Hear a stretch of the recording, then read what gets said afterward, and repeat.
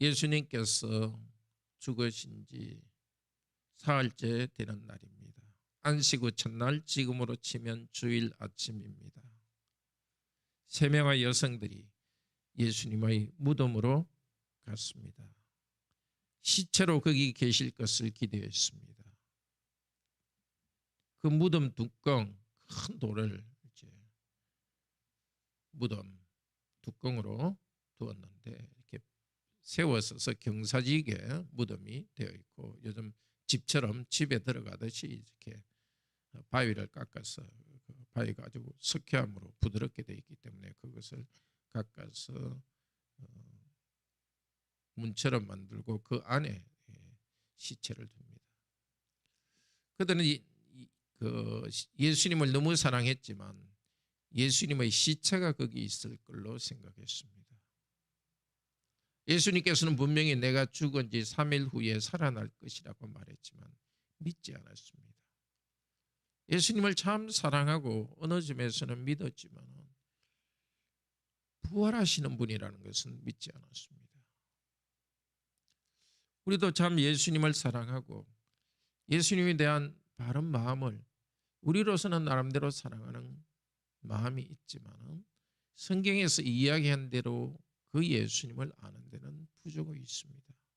그래서 자꾸 배워야 합니다. 여인들이 부족했지만 하나님께서는 그래도 그 여인들의 마음을 받으시고 그들에게 부활의 소식을 제일 처음 전해주었습니다. 그들이 갔을 때 무덤은 이미 비어 있었고 그 안에는 한 청년이 있었습니다. 다른 그 성경에서는 2 청년이 있었다는데 대표하는 면에서 숫자는 실제는 2 청년이었겠죠. 그렇지만 대표하는 청년으로서 한 청년이라고 말합니다.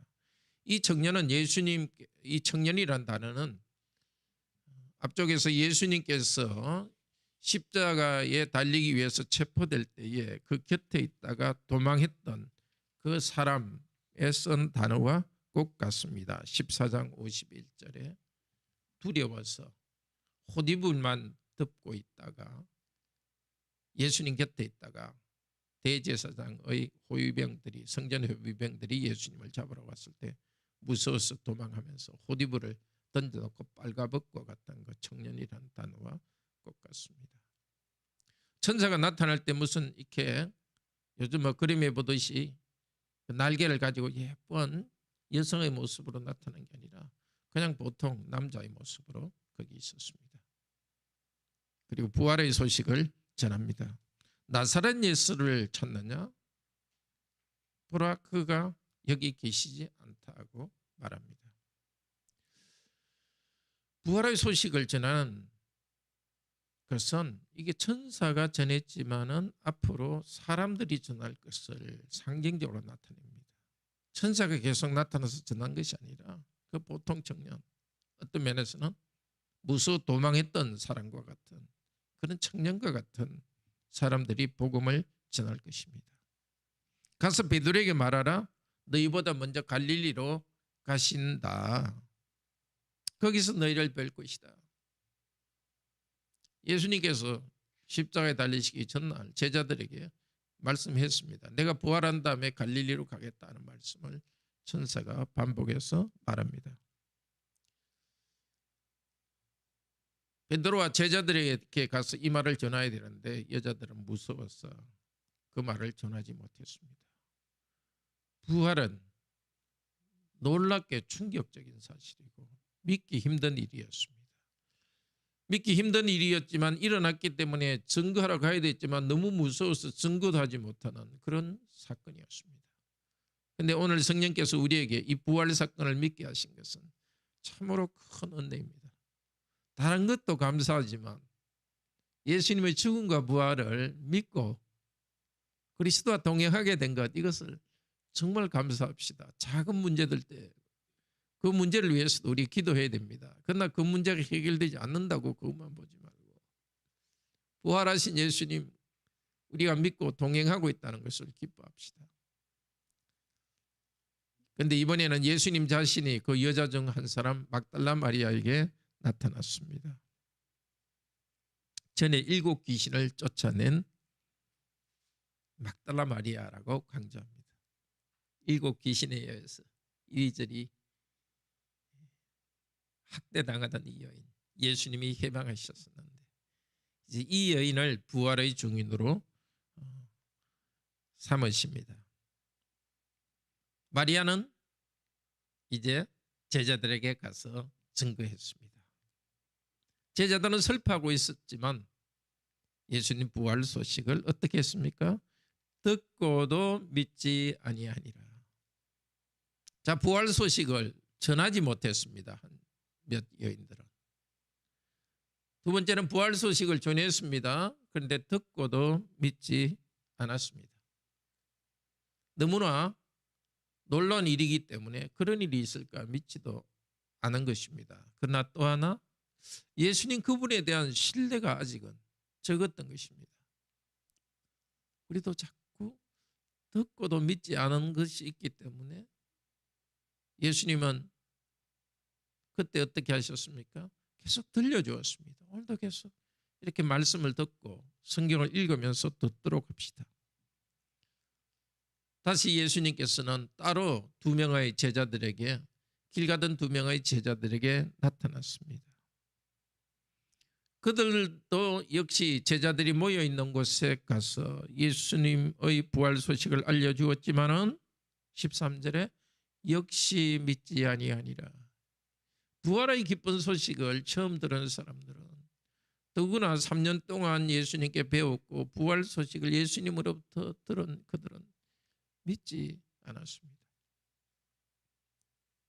그 후에 14절에 제자들이 음식 먹고 있을 때에 예수님께서 다시 나타나셨습니다. 직접 나타나셔서 그들에게 무엇을 하셨습니까? 믿음 없는 것과 완악한 것을 꾸짖으시니 이는 자기가 살아난 것을 본 자들의 말을 믿지 아니함이로다. 믿음이란 말이 계속 반복되고 있죠. 부활의 사실을 믿어야 되는 겁니다. 보고 믿는 것이 아닙니다. 첫 번째 무덤에 갔던 여인들도 예수님 부활의 장면은 보지 못했습니다. 천사로부터 들었습니다. 듣고 믿으라고 하십니다. 예수님께서 나타나셨어도 자, 내가 여기 있으니까 보고 믿어라. 물론 부활의 증인이기 때문에 그들은 보고 증거해야 됩니다. 그러니까 제자들도 예수님을 보았기 때문에 믿는 것이 아니라 하나의 그리스도인들로서 그들은 듣고 믿어야 됐습니다. 듣고 믿지 않는 것을 꾸짖으셨습니다. 마가복음 앞쪽에서도 사람들이 예수님께 주여 믿음 없는 것을 도우소서 하고 말했습니다. 오늘 우리도 예수님에 대해서 많이 들어왔고 알고 있습니다. 그런데 내가 믿어야 되는 것입니다. 오늘도 같이 계신 예수님, 부활하셔서 우리에게 새 생명을 우리에게 주신 예수님, 천국에 갈 때까지 우리와 함께 동행하시면서 새 생명 가운데 살아가게 하시는 예수님을 믿을 수 있도록 성령께서 은혜 주시기를 바랍니다. 다시 예수님께서 성령님을 통해서 우리 찾아오시기를 바랍니다. 그런데 15절에 보면 또 이러시되 믿음 없는 그들에게 사명을 줍니다. 믿음이 약한 그들에게 사명을 줍니다. 온 세상에 다니면서 복음을 전하라. 우리가 직분자로서 사명을 다할 때 다 그렇습니다. 완전한 믿음에 비해서 우리는 항상 믿음이 부족합니다.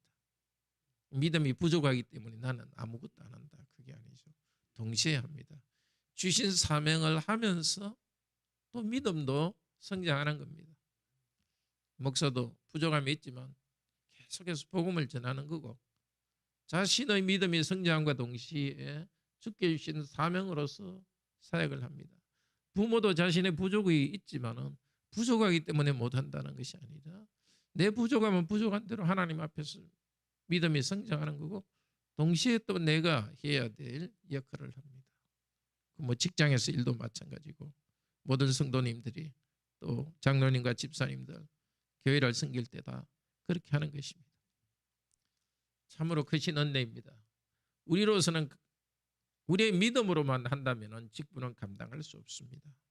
그러나 약한 우리들에게 하라고 하십니다. 곧 예수님은 성천하시지만 성천하신 다음에 성령님을 보내주셔서 성령님을 통하여서 일하십니다. 우리의 믿음도 또 직분자로서 우리가 일하는 것도 성령께서 일하시기 때문에 그것이 가능한 거지 우리의 믿음으로만 가능한 것은 아닙니다. 어느 순간이든지 하나님께서 일하시고 성령께서 일하시는 것을 믿고서 신뢰하면서 우리가 해야 될 일 신실하게 다하도록 합시다. 특별히 자녀들에 대해서는 어떻게든지 계속해서 말씀을 들려주는 이 일을 계속하도록 합시다. 예수님께서 직분을 주시면서 말합니다. 복음을 전하라. 세례를 받는 사람은 구원을 얻을 것이요 믿지 않는 자들은 정죄를 받으리라. 복음이 왔기 때문에 더 중재받는 시대입니다. 믿는 자들에게는 표적이 따를 것이다. 믿는 자 또 듣고 믿는 것입니다. 또 복음을 전하는 자입니다. 그 복음을 전하고 믿음에 필요한 대로 귀신을 쫓아내고 병자를 고치는 이런 표적이 따를 것입니다. 뱀을 짚고 독을 마실지라도 죽지 않는 그런 표적도 보여줄 것입니다. 실제 사도 바울은 사도행전 28장에 보면은 뱀이 독사가 사도 바울의 손을 물었는데 죽지 않고 그대로 살아나서 복음 전하는 기회가 되었습니다.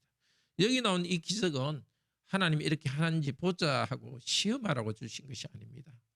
복음을 전하고 믿고 살아가는데 필요한 만큼 주십니다. 오늘도 우리가 질병이 있거나 이 땅의 현실적인 문제가 있을 때 기도합니다. 그런데 우리가 하나님을 더 알고 가까이 가는데 필요한 만큼 기적을 통해서도 하나님께서는 치유해 주십니다. 예수님께서는 이 말씀을 하시고 하늘로 올라가서 하나님 우편에 앉으셨습니다.